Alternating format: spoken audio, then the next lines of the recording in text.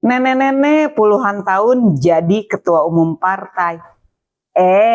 Kalimat itu sih menurut gua bukan kritik, tapi justru itu sebuah testimoni gratis tentang kehebatan seorang perempuan bernama Megawati Soekarno Putri. Kenapa? Karena Megawati itu bukan tipe pemimpin yang bisa diatur-atur atau dipasang-pasang remote kendali di belakang layar. Beliau punya prinsip, beliau punya sikap, dan yang paling penting beliau punya nyali untuk bilang tidak ketika demokrasi diinjak-injak. Ketika semua orang bisa dikendalikan Jokodok, partai-partai besar bisa dibelokkan Jokodok, tokoh-tokoh kuat di negeri ini pun banyak yang tunduk sama Jokodok. Tapi justru inilah kehebatan sang nenek, super powernya sang nenek. Satu-satunya yang nggak bisa ditaklukkan, dikendalikan oleh Jokodok. Bahkan nih ya, selevel macan Asia. Bayangin loh, macan Asia aja bisa dikendalikan Jokodok. Itu fakta bos. Ya karena untuk menjinakkan sang nenek butuh nyali besar. Maklum lah ya, manuver-manuver politik sang nenek sangat diperhitungkan dan ditakuti lawan. Yang akhirnya nih bikin lawan kepanasan serasa di dalam api neraka. Makanya semua cara dihalalkan untuk menjatuhkan sang nenek.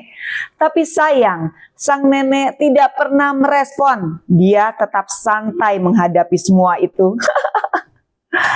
Ya, selain itu si Ahmad Ali juga bilang, Jokowi tidak dihargai dan dimanfaatkan oleh partai lamanya. Serius tuh bang pernyataan lu? Lu lagi melakukan analisa atau lagi ikutan goblok berjamaah sih? Ups, Yuk kita ingatkan fakta sejarahnya. Siapa yang bikin rakyat kenal sama Jokodok? Siapa yang membuka jalan dari pengusaha mebel jadi wali kota Solo? Siapa yang mendorong Jokodok sampai jadi gubernur Jakarta? Dan terakhir, siapa yang mengusung Jokodok sampai jadi presiden di negeri ini? Jawabannya cuma satu. PDI Perjuangan, pastinya dengan restu sang nenek.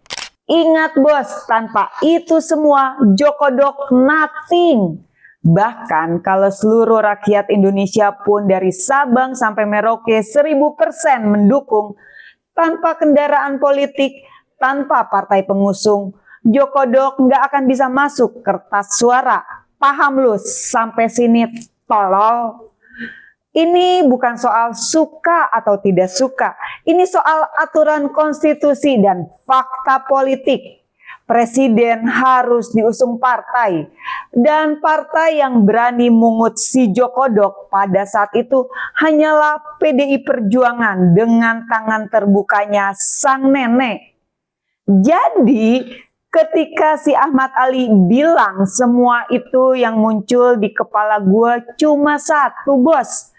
Kok ada ya level ketua harian partai tapi goblok tololnya akut.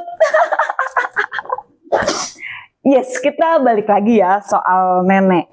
Ya memang betul beliau emang nenek-nenek sih. Tapi ingat, di tangan sang nenek lah konstitusi dijaga, demokrasi dipertahankan, dan bangsa ini diajarin bahwa kekuasaan bukan segalanya, tapi prinsiplah yang lebih utama. Sang nenek itulah yang hingga detik ini masih konsisten jaga konstitusi. Sampai akhirnya si Jokodok sendiri memilih menjadi pengkhianat. Ya karena ambisinya si Jokodok ditolak dengan tegas oleh sang nenek. Kasian deh lu Jokodok.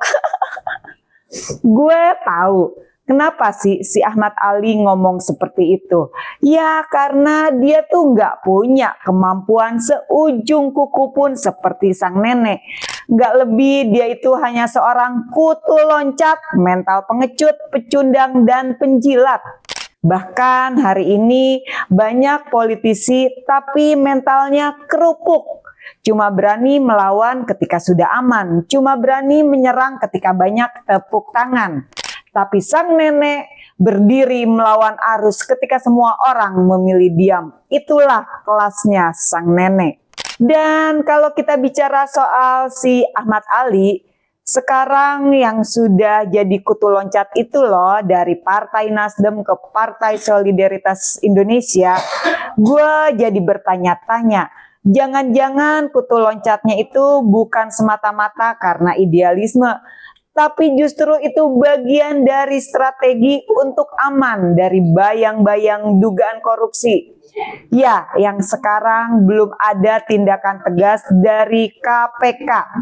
Ya, sudah jadi rahasia umum juga sih bahwa siapapun yang dekat dengan Jokodok seperti punya sinyal kuat untuk lolos dari pemeriksaan KPK. Dan terakhir gue cuma mau bilang nih ya ke si Ahmad Ali kutu loncat.